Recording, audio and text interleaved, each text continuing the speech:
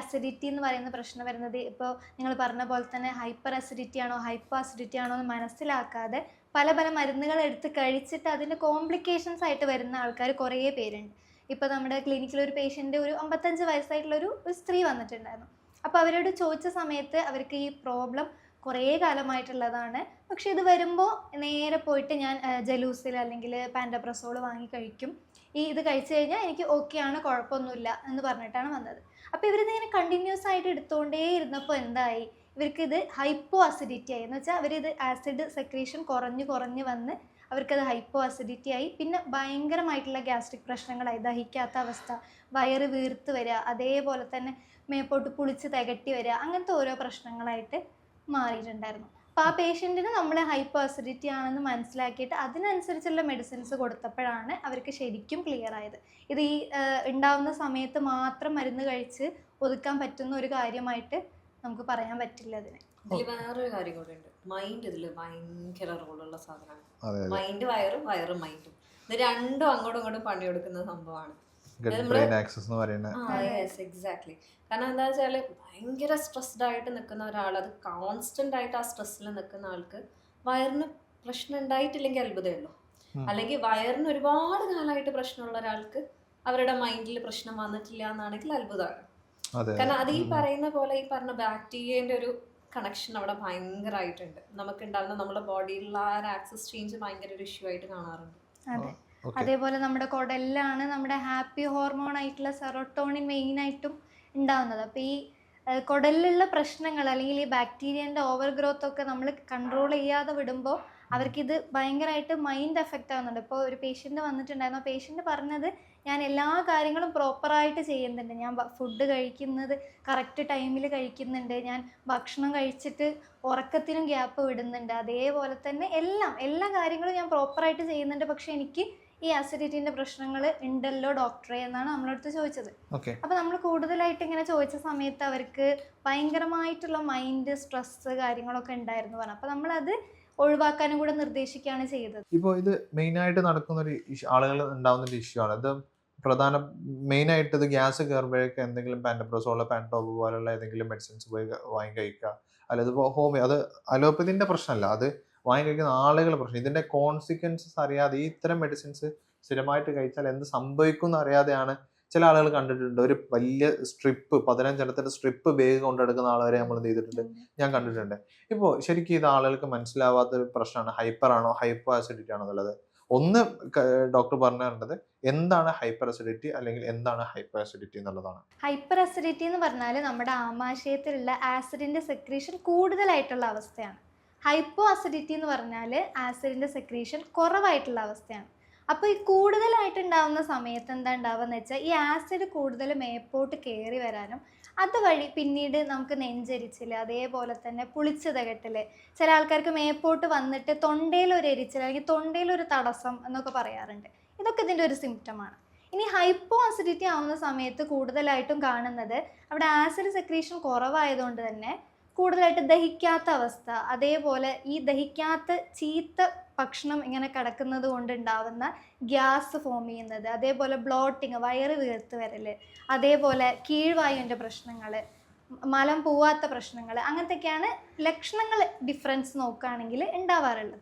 പിന്നെ ചില പേഷ്യൻസിന് 2 പ്രശ്നങ്ങളും ഉണ്ടാവുന്നുണ്ട്. ഈ ഹൈപ്പോ അസിഡിറ്റി ഉള്ള പേഷ്യൻറ്റിന് തന്നെ ദഹിക്കാതെ കിടക്കുന്ന ഭക്ഷണം മേപ്പോട്ട് കയറി വന്ന് എരിച്ചിലുണ്ടാക്കുന്ന അവസ്ഥയും ഉണ്ട്. ഇപ്പോൾ നെഞ്ചരിച്ചിൽ, നമ്മളെ ബാഡ് ബ്രീത്തിനൊക്കെ കാരണം ഇതാണല്ലേ. ശരിക്കും നമുക്ക് ഒന്നും കൂടെ അതൊക്കെ ഡീറ്റെയിൽ ആയിട്ട് എക്സ്പ്ലെയിൻ ചെയ്തു. അപ്പോൾ ആളുകൾക്ക് മനസ്സിലാൻ വേണ്ടി ഒന്നുകൂടെ ഞാൻ ചോദിക്കുകയാണ്. പിന്നെ ഇതിൽ ഈ അസിഡിറ്റി, ഇപ്പോൾ ഹൈപ്പർ അസിഡിറ്റി ഇത് ആസിഡിൻ്റെ സെക്രീഷൻ കൂടുന്നതാണ് അല്ല ആസിഡിൻ്റെ സെക്രീഷൻ കുറവാണെന്നൊക്കെ നമ്മൾ പറഞ്ഞിട്ടുണ്ട്. ശരിക്കും അതിൻ്റെ ഒരു ഫംഗ്ഷൻ എന്താണെന്നുള്ളതോട് പറഞ്ഞെടുത്താൽ, കാരണം ഭക്ഷണം കഴിക്കുന്നുണ്ട്, അതെങ്ങനെയാണ് ദഹിക്കുന്നത് നോർമല്ല, ഗ്യാസ് എന്തോന്ന് വരുന്നുണ്ട്, ചിലപ്പോൾ എമ്പക്കായിട്ട് വരുന്ന ആളുകളുണ്ട്, അല്ലെങ്കിൽ കീവായിൻ്റെ പ്രശ്നമായിട്ട് ബുദ്ധിമുട്ടാണ്. പക്ഷേ അവിടെ നടക്കുന്നൊരു പ്രോസസ്സ് എന്താണെന്നുള്ളത് ശരിക്കും ആളുകൾക്ക് അറിയില്ല എന്നുള്ളതാണ്. അപ്പോൾ ഡോക്ടർ ഒന്ന് പിന്നെ അതിൻ്റെ ഒരു പ്രോസസ്സ് ഒന്ന് എക്സ്പ്ലെയിൻ ചെയ്ത് കൊടുത്താൽ നല്ലതായിരിക്കും. നമ്മളെ വയറിന് പല ലൈനിങ്ങുകളുണ്ട്. അപ്പോൾ ഈ വയറിൽ ഓട്ടോമാറ്റിക്കലി സെക്രീറ്റഡ് ആവുന്നതാണ് ഈ ആസിഡ് എന്ന് പറയുന്നത്, ഹൈഡ്രോക്ലോറിക് ആസിഡ് എന്ന് പറയുന്നത്. അപ്പോൾ ഈ ആസിഡ് നമുക്ക് എന്താണ്, നമ്മുടെ ദഹനത്തിന് ഹെൽപ്പ് ചെയ്യാൻ വേണ്ടിയിട്ട് നമ്മളെ ബോഡി തന്നെ അതിനെ സെക്രീറ്റ് ചെയ്യുന്നതാണ്. പക്ഷെ ചില കേസുകളിൽ ഇത് കൂടും. ഇത് കൂടുമെന്ന് പറഞ്ഞു കഴിഞ്ഞാൽ ഇത് നോർമലി ഉള്ളതിനെക്കാട്ടിലും ആസിഡ് കൂടുന്ന ഒരു സാഹചര്യം ഉണ്ടാവാം. ആ സാഹചര്യത്തിൽ എന്താ സംഭവിക്കുന്നത്? ഇപ്പം നമ്മൾ ഇവിടുന്ന് ഭക്ഷണം കഴിക്കുന്ന സമയത്ത് നമ്മളെ ഈസോഫേഗസ് എന്ന് പറയുന്നത്, നമ്മളെ ഫുഡിന്റെ പൈപ്പ് പോയി നമ്മളെ വയറിലേക്ക് ഇവിടെ കണക്റ്റഡ് ആവുന്നുണ്ട്. ഈ വയറിലേക്ക് കണക്റ്റഡ് ആവുന്ന സമയത്ത് അവിടെ ഒരു ചെറിയൊരു നാരോ സ്പേസ് ഉണ്ട്. അതായത് അവിടെ നമ്മൾ എന്താ പറയാ, ഇങ്ങോട്ട് പോയ സാധനം മേലോട്ട് കയറാതിരിക്കാൻ വേണ്ടിയിട്ട് ഒരു ചെറിയ നാരോ സ്പേസ് ഉണ്ട്. അതിന് സ്ട്രിക്ചർ എന്ന് പറയും. അതായത് ഈ ഒരു സ്പേസിൽ ഇങ്ങോട്ട് ഫുഡ് താഴത്തേക്ക് പോകാന്നല്ല, താഴേന്ന് മേലേക്ക് പോകാൻ പാടില്ല ശരിക്കും. പക്ഷെ ഹൈപ്പർ അസിഡിറ്റിക് ആയിട്ടുള്ള ഒരു ആൾക്ക് എങ്ങനെയായിരിക്കും എന്ന് വെച്ചാൽ ഇത് ഇവിടുന്ന് പുറത്തേക്ക് ഗഷ് ചെയ്യാനുള്ള, അതായത് ഇങ്ങനെ കുതിച്ച് കയറാനുള്ള ചാൻസസ് കൂടുതലാണ്. അതായത് വയറിൽ ഒരുപാട് ആക്ടിവിറ്റീസ് നടക്കുന്ന സമയത്ത് വയറ് കിടന്ന് ഇങ്ങനെ കറങ്ങുന്നുണ്ടാവും, അല്ലെങ്കിൽ കോൺട്രാക്ട് ചെയ്ത് റിലാക്സ് ചെയ്യുന്നുണ്ടാവും. ആ സമയത്ത് മേലോട്ട് കയറുന്ന സമയത്ത് ഈ വയറിന് ഓൾറെഡി ഒരു ലൈനിങ് ഉണ്ട്. എന്തിന്? നമുക്ക് ആസിഡ് മേല് തട്ടിയാൽ നമുക്ക് പൊള്ളും അല്ലേ? പക്ഷെ ഈ ആസിഡ് വയറിൻ്റെ ഉള്ളിലാണെങ്കിലും വയറിന് പൊള്ളുന്നില്ല, കാരണം അതിനൊരു പ്രൊട്ടക്റ്റീവ് ലെയറിങ് ഉണ്ട്. പക്ഷേ ഈ ഈസോഫേഗസ് അല്ലെങ്കിൽ ഫുഡ് പൈപ്പിൽ അങ്ങനെ ഒരു ലെയർ ഇല്ല. അപ്പൊ ഹൈപ്പർ ആയിട്ട് ആസിഡ് പ്രൊഡ്യൂസ് ചെയ്യുന്ന സമയത്ത് ഇത് മേലോട്ട് കയറി കഴിഞ്ഞാൽ അവിടെ പൊള്ളുന്ന, അല്ലെങ്കിൽ അവിടെ ആ ഇരിച്ചിൽ വരുന്നതിന്റെ കാരണം അതാണ്. അതായത് ഇത് തന്നെയാണ് നമ്മളെ ബർപ്പിങ്ങും ആയിട്ട് ഈ ഹൈപ്പർ അസിഡിറ്റി വരുന്ന സമയത്താണ് നമുക്ക് ഏമ്പക്കം കൂടുതലായിട്ട് വരുന്നത്. യെസ്, അതായത് ഏമ്പക്കം മറ്റേ കേസിലും വരാം കേട്ടോ. ഹൈപ്പോ ആയിട്ട് നിൽക്കുന്ന, അതായത് ഭയങ്കരമായിട്ട് ഗ്യാസ് മുട്ടി നിൽക്കുന്ന, ബ്ലോട്ടിംഗ് ആയിട്ട് നിൽക്കുന്ന സമയത്തും ഏമ്പക്കം വരാം. നമ്മൾ നേരത്തെ ഡിഫറൻഷിയേറ്റ് ചെയ്ത കാര്യങ്ങളാണ്, അതായത് ഹൈപ്പർ അസിഡിറ്റി അതുപോലെ തന്നെ ഹൈപ്പർ അസിഡിറ്റി എന്നുള്ളത്. നമുക്ക് ഈ ഹൈപ്പർ അസിഡിറ്റിയെ കുറച്ചും കൂടെ ഒന്ന് ഡീറ്റെയിൽ ആക്കിയിട്ട് പറയുകയാണെന്നുണ്ടെങ്കിൽ ശരിക്കും ഈ ഹൈപ്പർ അസിഡിറ്റി എന്ന് പറയുന്നതിൻ്റെ സ്പെസിഫിക് റീസൺസ് എന്തൊക്കെയാണ്? മെയിനായിട്ട് നല്ല ഫാറ്റി ഫുഡുകൾ, അതായത് നല്ല ഓയിൽ കണ്ടന്റ്, നല്ല വറുത്തതും പൊരിച്ചതായിട്ടുള്ള ഭക്ഷണങ്ങൾ കഴിക്കുന്നത്, അതേപോലെ എരിവ്, മസാല ചേർത്തിട്ടുള്ള ഭക്ഷണങ്ങൾ കഴിക്കുന്നത് ആസിഡ് സെക്രീഷൻ കൂട്ടും. അതേപോലെ ഉറക്കമില്ലായ്മ കൊണ്ട് ഈ പറഞ്ഞ പോലെ സ്ട്രെസ് ഹോർമോൺ കൂടാനും അതുവഴി നമ്മുടെ കുടലിനെ ബാധിക്കാനും ഒരു കാരണമാവും. അതേപോലെ മദ്യപാനം, പുകവലി പോലുള്ള ശീലങ്ങൾ ആസിഡ് സെക്രീഷൻ കൂട്ടുകയാണ് ചെയ്യുക. ഇങ്ങനെ ഉണ്ടാകുന്ന സമയത്ത് അതാണ് ഹൈപ്പർ അസിഡിറ്റി, അതേപോലെ ദഹന പ്രശ്നങ്ങൾ ഉണ്ടാവുന്നത്. വേറൊരു കാരണം നോക്കുകയാണെങ്കിൽ കറക്റ്റ് ടൈമിൽ ഫുഡ് കഴിക്കാതെ, ഈ ഫുഡ് കഴിക്കാതിരിക്കുമ്പോൾ നമ്മുടെ ആമാശയത്തിൽ ഓൾറെഡി ആസിഡ് സെക്രീഷൻ ഉണ്ടാവും. അപ്പം ഈ ഫുഡിനെ റിസീവ് ചെയ്യാൻ വേണ്ടിയിട്ടാണ് ഈ ആസിഡ് ഇങ്ങനെ ഉണ്ടായിരിക്കുന്നത്. പക്ഷെ നമ്മൾ കറക്റ്റ് സമയത്ത് ഭക്ഷണം കഴിച്ചില്ല എന്നുണ്ടെങ്കിൽ അത് മേപ്പോട്ട് കയറി വരാനും അത് പിന്നെ ബാക്കി നെഞ്ചരിച്ചിൽ കാരണങ്ങൾ ഉണ്ടാക്കാനും ഒരു കാരണമാവും. ഇത് പറഞ്ഞപ്പോഴാണ്, ഇപ്പം ചില ആളുകളുണ്ട് ഫുഡ് കഴിച്ചു കഴിഞ്ഞാൽ ഒന്ന് പുക വിടുക എന്ന് തന്നെ പറയാം. അതായത് ആ ഒരു സ്മോക്ക് ചെയ്തില്ല വെച്ചാല് ആ ഫുഡ് ദഹിക്കില്ല, അല്ലെങ്കിൽ എന്തോ സംതിങ് നോട്ട് റോങ്, ഞാൻ ഭക്ഷണം നേരെ കഴിച്ചിട്ടില്ല എന്നുള്ള ഫീലിംഗ് വരുന്ന ആൾക്കാരുണ്ട്. അല്ല, ഇതിന് മാത്രമല്ല, ചില ആളുകൾക്ക് ഇപ്പൊ ടോയ്ലറ്റ് പോകണമെന്നുണ്ടെങ്കിൽ ഭയങ്കരമായിട്ടുണ്ടായിരുന്നു ഈ പിന്നെ ടോയ്ലറ്റ് ബീഡി വലിക്കുക. അതായത് ടോയ്ലറ്റ് പോകണമെന്നുണ്ടെങ്കിൽ ബീഡി വലിക്കേണ്ട ഒരു സിറ്റുവേഷൻ, ആ ഒരു കണ്ടീഷനിൽ ആളുകളുണ്ട്.